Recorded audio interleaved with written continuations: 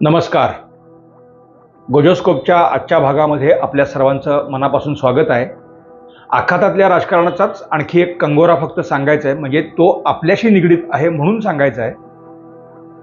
आखातामध्ये अर्थात आणि मुस्लिम जगतामध्ये सुद्धा सौदी अरेबिया हा फार मोठा घटक आहे. म्हणजे सौदीतल्या इमामांचे फतवे किंवा त्यांच्या भूमिका या जगभरचे मुस्लिम मानतात. अमिरातीतले बदल हे सुद्धा जे बदल आत्ता होत आहेत किंवा पूर्वीही होत होते, तर ते सौदीतून वाहणारे वारे कुठल्या दिशेला आहेत हे बघतच ते बदल होत गेले. अर्थात ते सगळं त्यांचं ऐकायला पाहिजे अशी भूमिका त्यांनी ठेवली नव्हती, पण कुठं ना कुठेतरी सौदी आणि तिथले राजघराणं त्यांच्या भूमिका या आखाती देशांना कायम मार्गदर्शक अशा ठरत गेलेल्या आहेत.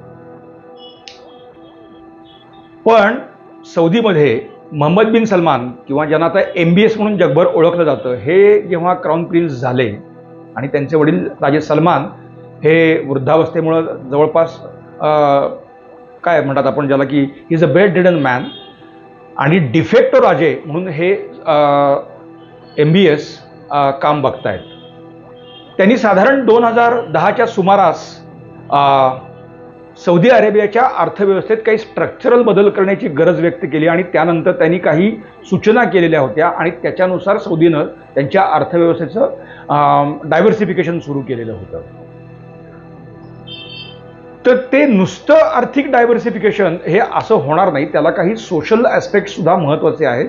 कारण तिथल्या सौदीतल्या मान्यता समाजाच्या या मान्यता बदलायच्या असतील तर ते एका रात्रीत होणार नाही, पण कधीतरी त्याची सुरुवात करावी लागेल आणि त्याचा बॅकलॅश आपल्याला येता कामा नये हे बघणं त्यांच्या दृष्टीनं आवश्यक होतं. नंतर अरब स्प्रिंग हा सुद्धा या सगळ्या रिजनला काहीतरी शिकवून गेला. त्यातला सगळ्यात महत्त्वाचा भाग की लोकांच्या ज्या काही भावभावना आशा आकांक्षा आहेत त्याच्याकडे साफ दुर्लक्ष करता येणार नाही, तर तिथेही तुम्हाला काही रिलॅक्सेशन हे सोसायटी म्हणून ठेवावं लागेल. तर हे सगळं एका अर्थाने लक्षात घेत MBSने त्याच्या ज्या गोष्टी रेटायला सुरुवात केली त्यातला आपल्या दृष्टीनं सगळ्यात महत्त्वाचा भाग हा डिरॅडिकलायझेशन.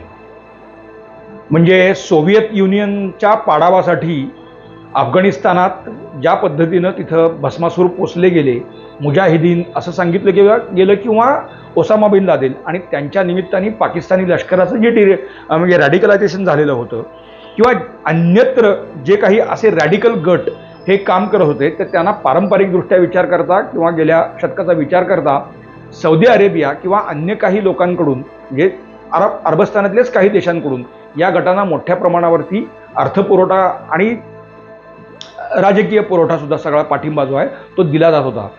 म्हणजे सिरियातलं युद्ध आपल्याला आठवत असेल किंवा त्याच्या आधी पॅलेस्टाईनचा संघर्ष आपण जर बघितला तर तिथे हमास, हिजबुल्ला, अल फताह आणि अशा खूप संघटना आहेत. बरं, या संघटनांमध्ये सुद्धा मुस्लिम असं किंवा अरब असं काही नाही आहे. तर तिथे वांशिक ही एक ओळख आहे आणि दुसरं शिया सुन्नी ही सुद्धा त्यांची एक ओळख आहे. म्हणजे सौदी अरेबिया हा सुन्नी गटांना पाठिंबा देणारा देश होता, तर इराण हा शिया गटांना देणारा होता. त्यामुळे आखातातलं राजकारण हे अशा वेगवेगळ्या अर्थाने, पण अर्थात रॅडिकलायझेशन तिथं मोठ्या प्रमाणावरती होतं आणि ते गट देत होते. MBSनी सगळ्यात पहिला जो काही निर्णय घेतला तो हे रॅडिकल एलिमेंट्स दूर केले पाहिजेत आणि त्यांचा अर्थपुरवठा त्यांनी बंदच करून टाकला. म्हणजे गेल्या काही वर्षामध्ये आपल्याला बघायला मिळेल की सौदी अरेबियाकडून पाकिस्तानला ज्या प्रमाणात पैसे दिले जायचे तो वेगवेगळ्या फॉर्ममध्ये, कधी थेट मदत, तर त्यांना डिफर्ड पेमेंटनी तेल पुरवठा व्हायचा. आता डिफर्ड पेमेंट हे फक्त बुक किपिंगसाठीचं दाखवलं जायचं, पण त्या तेलाचे पैसे कधीच सौदी अरेबिया घेत नव्हता. पण MBSनी ते सगळं प्रमाण हळूहळू कमी करत आणलेलं आहे. त्यांनी मध्यंतरी पाकिस्तानातल्या म्हणजे ग्वादरजवळ मोठ्या प्रमाणावरती एक तेलशुद्धीकरण प्रकल्प राबवण्याचा घोषणा केलेली होती. त्यासाठी $20 अब्ज गुंतवू असं सांगितलेलं होतं, परंतु पाकिस्तानातले बदलते रंगढंग आणि पुन्हा त्या निमित्ताने रॅडिकल गट आणि पाकिस्तानी लष्कर यांच्यामधले संबंध आणि त्याच्यातून होणारे गोंधळ हे लक्षात घेता MBSनी तिथून एक काढता पाय घेतलेला आहे. हे मी यासाठी सांगतोय की एकीकडे त्यांची ती गरज आहे, दुसरं म्हणजे MBSने एक निर्णय घेतला तो सगळ्यात महत्त्वाचा आहे. तो म्हणजे त्यांनी सौदी अरेबियातल्या धर्मसत्तेला, म्हणजे तिथे जे काही प्रमुख सगळं त्यांचं जे धार्मिक मंडळ आहे तर त्या मंडळाला गेली 2 वर्ष तो मागं लागलेला आहे आणि ते त्याचं काम त्यांनी सुरू करून घेतलं आहे. ते म्हणजे हदीस, त्याचं पुनर्लेखन तुम्ही केलं पाहिजे आणि आधुनिक काळाशी सुसंगत अशा हदीसचं लेखन तुम्ही केलं गेलं पाहिजे. MBS यांचा हा निर्णय सबंध मुस्लिम जगाला धक्का देणारा ठरलेला आहे. आपल्याकडे त्याच्याकडे म्हणजे इथे फार नाही, परंतु पाकिस्तान असेल किंवा अन्य मुस्लिम देशांमध्ये त्याच्यावरती दबक्या आवाजात का असेना पण नाराजी व्यक्त केली जाते. अर्थात ती MBSनी गृहीतही धरलेली होती. म्हणजे डिरॅडिकलायझेशनचा एक जो भाग त्यांना महत्त्वाचा वाटत होता, तर अर्थपुरवठा असं नुसतं नाही, तर धार्मिक मान्यतांना सुद्धा आधुनिक काळाशी सुसंगत करणं अत्यावश्यक आहे. ही भूमिका MBS आणि त्याचे जे काही समर्थक आहेत हे घेत आहेत, हे आपल्या दृष्टीनं सुचिन्ह आहे. आणि आपली भूमिका ही याच्याहून वेगळी नव्हतीच. मोदींच्या अबुधाबीचं भाषण आपण दुबईत त्यांनी केलेलं भाषण जर आपण बघितलं तर ते सुद्धा ते त्याच अनुषंगाने गेलेलं आपल्याला दिसेल. मग आपण म्हणजे मुंबई नंतर कांडला बंदर असेल, तिथून दुबई आणि नंतर सौदी अरेबिया ते अगदी हायफापासून ग्रीसपर्यंतचा सगळा जो एक IMEC प्रकल्प आहे, याचा सगळ्यात मोठा बेनिफिशियरी म्हणजे आपण भारत म्हणून आपण असणारच आहोत, परंतु आखातातल्या देशांना याचा मोठा फायदा होणार आहे. कारण तिथं त्या निमित्ताने चांगल्या पद्धतीचं रेल्वे आणि रस्त्यांचं एक वेगळं नेटवर्क उभं राहणार आहे. आणि ठिकठिकाणी म्हणजे हायफासारखं बंदर असेल किंवा सौदीतले रियाद किंवा अन्य काही बंदरं असतील, तर ती म्हणजे ही सगळी सेंटर्स ही पुन्हा व्यापाराच्या दृष्टीनं काही गिअरअप होऊ शकणारी असू शकतील आणि त्याचा विकास म्हणजे तेलाकडून अर्थव्यवस्था ही अन्य गोष्टींकडे वळावी म्हणून जो प्रयत्न केला जातोय, तर तिथे ते होणं त्यांना शक्य दिसतं आहे. आणि त्याची सगळ्यात महत्त्वाची एक गोष्ट अशी होती की तिथेही तुम्ही डिरॅडिकल असल्याशिवाय इथे जगभरातून गुंतवणूक येणार नाही, ही सुद्धा गरज त्यांना वाटत होती. सौदीतल्या राजकारणाचा किंवा आखातातल्या राजकारणात इस्रायल हा एक वेगळाच घटक होता. म्हणजे इराण आणि इस्रायल, एकतर इस्रायलची सीमाच सौदी किंवा या सगळ्या देशांना लागून आहे. तर गेल्या 3 वर्षामध्ये सौदी अरेबिया, दुबई आणि इस्रायलचे संबंधही खूप वेगळ्या पातळीवरती पण विकसित झालेले आहेत. त्याची एक छोटी घटना मी सांगतो, म्हणजे त्याची ही दोन्ही बाजूनी असावं लागतं. कोरोना काळात जेव्हा रमदान महिना आलेला होता, तर त्यावेळेला म्हणजे MBSच्या मालकीचे काही तिथे माध्यम समूह आहेत, म्हणजे TV आहेत. तर त्यांच्या TVवरती ज्यू हे आपले मित्र आहेत आणि या भूमीवरती ज्यू आणि अरब हे नेहमी मैत्रीच्या भावनेने राहिले आहेत, असा कंटेंट असलेल्या TV मालिका आणि त्या प्रसारित झाल्या आणि बातम्यांमधून सुद्धा वारंवार त्याचं प्रतिबिंब हे उमटत राहिलं. म्हणजे त्या संबंध सुधारण्याच्या आधी हा एक परिवर्तनाचा टप्पा त्यांनी माध्यमांच्या द्वारे हा घ्यायचा प्रयत्न केलेला होता. सौदीत त्याच्याविषयी काय प्रतिक्रिया उमटतात हे ते बघत होते, पण त्याला फार मोठे काही रिव्हर्सल किंवा MBS किंवा राजघराण्याच्या विरोधात असे फारसे काही आवाज उठले नाहीत. त्यामुळे ती एक मोठी त्यांच्या दृष्टीनं प्लस पॉईंट ठरला आणि इस्रायल बरोबरचे संबंध सुद्धा त्यांचे सुधारत गेलेले आहेत आणि या पुढच्या काळात ते सुधारणारच आहेत. त्यामुळे नुसताच प्रकल्प नाही, तर भारत, आखाती देश आणि इस्रायल यांना जोडणाऱ्या समान भूमिका या निमित्ताने तयार होत आहेत.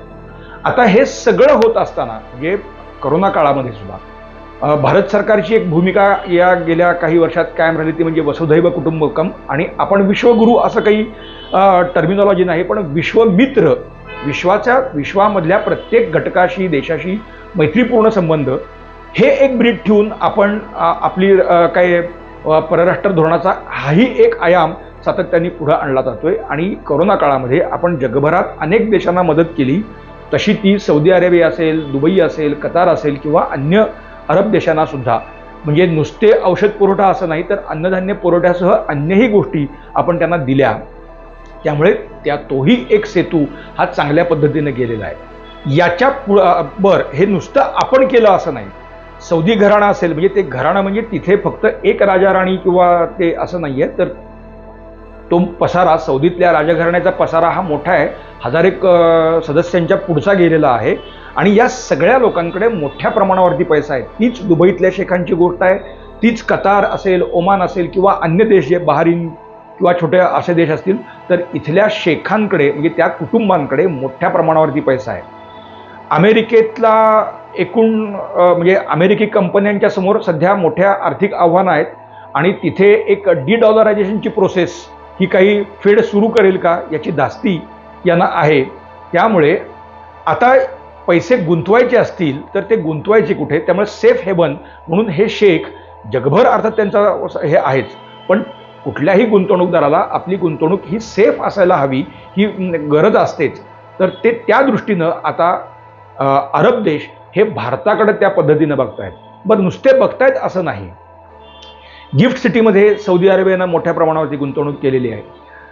दुबईतल्या MR ग्रुपनी श्रीनगरमध्ये मॉलच्या निमित्ताने आणि इन्फ्रास्ट्रक्चर डेव्हलपमेंटच्या निमित्ताने मोठ्या प्रमाणावरती गुंतवणूक केलेली आहे.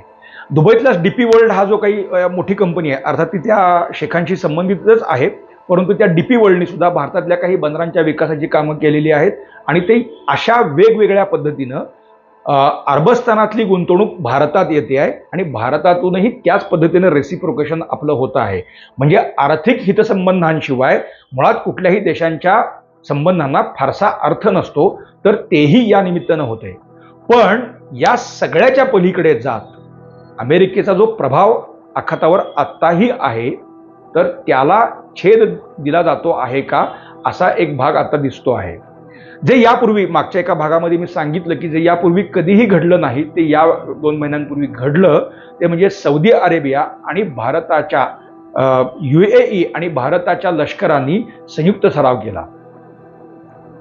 आता जगभरच्या अनेक देशांमध्ये ह्या घटना होत असतात, म्हणजे अशा संयुक्त सराव होत असतात. आपणही अशा स्वरूपाचे संयुक्त सराव करतच असतो, यात काही भाग नाही. परंतु अरब देशांबरोबर आपलं असं कधीच झालेलं नव्हतं. मक्का मदिना असेल तर तिथली सुरक्षा ही पाकिस्तानी लष्कराकडे असते किंवा पाकिस्तानच्या गटांकडे असते, लष्करातलेच जे जवान आहेत त्यांच्याकडे असते. आणि ओव्हरऑल सौदी अरेबिया किंवा आखाताची जबाबदारी ही अमेरिकेने कायम आपल्या हातात ठेवलेली आहे. आजही अमेरिकेचे तळ हे सौदी अरेबियामध्ये आहेतच आहेत. ते तसे बगदाद म्हणजे इराकमध्ये वगैरे पण आहेत, पण सौदी अरेबिया हे त्यांचं मोठं केंद्र आजही आहे. संरक्षण क्षेत्रामध्ये निर्मितीपासून आपण ज्या पद्धतीनं गेल्या 5 वर्षामध्ये घोडदौड करतो आहोत, मग आपलं ब्राह्मोस असेल तर त्याला आता मागणी येते आहे. तेजस आपलं लाईट वेट एअरक्राफ्ट आहे त्याला मागणी येते आहे. म्हणजे अशा आपल्या मेड इन इंडिया असं जे संरक्षण क्षेत्राशी संबंधित असलेल्या उत्पादनांना जगभर मागणी आपली येते आहे. म्हणजे एका परीनं विचार करता रिप्लेसमेंट नाही, पण एक हे का असे ना, पण एक आव्हान भारतीय कंपन्यांनी इथे उभं केलेलं आहे. जागतिक या जे सगळं संरक्षण मार्केट आहे त्यामध्ये भारताचा आता सायझेबल किंवा लक्षात येईल असा प्रेझेन्स दिसायला लागलेला आहे. अशा काळामध्ये जेव्हा आपण आखाती देशांबरोबर संयुक्त सराव करत असतो, त्याचा अर्थ तिथल्या संरक्षण सिद्धतेमध्ये कुठली ना कुठली भूमिका बजावण्यासाठी आम्ही सिद्ध आहोत, सज्ज आहोत आणि त्याची आमची तयारी आहे हे आपण सांगत असतो. IMEC सारखा प्रकल्प जर पुढे जायचा असेल तर सौदी अरेबिया असेल, UAE असेल, त्यांना या दृष्टीनंही भारताबरोबर आणि अर्थात इस्रायलबरोबर काही ना काही प्रमाणामध्ये सहकार्याची भूमिका ठेवावी लागेल. आणि जेव्हा एकदा अशा सहकार्याची भूमिका जर ही ठेवून चालले तर आपसुकच, अर्थात हे विदिन अ डे ऑर 2 असं घडणार नाही, पण over the period of time अमेरिकेचा आखातातल्या प्रभावाला ओहोटी लागणार हे त्यातूनही स्पष्ट होतंय. आत्तासुद्धा अमेरिकेचे म्हणजे मरीन्स हे आखातात आहेतच, परंतु सोमाली चाच्यांच्या जो काही सगळा उच्छाद आपण बघितलेला आहे गेल्या काळामध्ये, तर तो हा अमेरिकेला रोखता आलेला नाही. त्यात आपल्या मार्कोस म्हणजे नेव्हीच्या मार्कोस कमांडोजनी तिथे जो पराक्रम गाजवला तर तो जगभर चर्चेचा विषय आहे. आणि सुएझ कॅनाल असेल किंवा रेड सी असेल तर तिथली सुरक्षा आता म्हणजे जगाची मागणी आहे आणि आपण ती पूर्णही करतो आहोत की भारतीय नौदलाचा तिथला प्रेझेन्स हा सायझेबल आणि जगाला विश्वास देणार आहे. ह्या घटना एकमेकाला पूरक वाटाव्यात अशा स्वरूपाच्या आहेत. त्यामुळे पुढच्या काळामध्ये अमेरिकेच्या तिथल्या प्रेझेन्सला म्हणजे संरक्षणविषयक त्यांच्या हितसंबंधांना भारताच्या या भूमिकांमुळे आणि हा जो वाढता प्रभाव जो आपण डिस्कस केला, म्हणजे काय कल्चरल ॲस्पेक्ट्स असतील किंवा विश्वमित्र ही संकल्पना घेऊन पुढे जाणं असेल, तर अशा वेगवेगळ्या गोष्टींमुळे, परंतु अल्टिमेट एम हे आखातातला आपला प्रभाव वाढवणं या दृष्टीनं भारताची घोडदौड सुरू आहे आणि त्यातले हे काही दृश्य परिणाम आपल्याला दिसते आहे. अर्थात हे आपल्याला दिसतंय असं नाही, कारण आपल्या विरोधातल्या जे गट आहेत म्हणजे अगदी अमेरिकेसह, तर त्यांचं सुद्धा आपल्यासमोर काय आव्हान असणार आहे ते आम्ही तुम्हाला पुढच्या भागात सांगू. मित्रांनो, आजचा आपला भाग कसा वाटला हे आम्हाला आवर्जून सांगा. तुमच्या सूचनांचं स्वागत आहे. लाईक करा, शेअर करा, सबस्क्राईब करा. गोजोस्कोप पाहत रहा. गोजोस्कोप. धन्यवाद.